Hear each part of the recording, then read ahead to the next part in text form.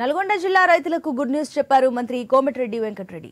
బ్రహ్మాన Vellamla SLBC డిండి ప్రాజెక్టులు పూర్తి చేసి సాగునీటి విడుదల చేయిస్తానని హామీ ఇచ్చారు. చెరువుగట్టు పార్వతి జడల రామలింగేశ్వర స్వామి బ్రహ్మోత్సవాల్లో పాల్గొన్న కోమటిరెడ్డి ప్రత్యేక పూజలు నిర్వహించారు.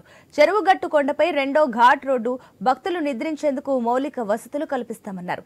ఇది ప్రజా ప్రభుత్వమని, ప్రజలకు లోటుపాట్లు లేకుండా చూస్తామని మంత్రి కోమటిరెడ్డి వెంకటరెడ్డి అన్నారు.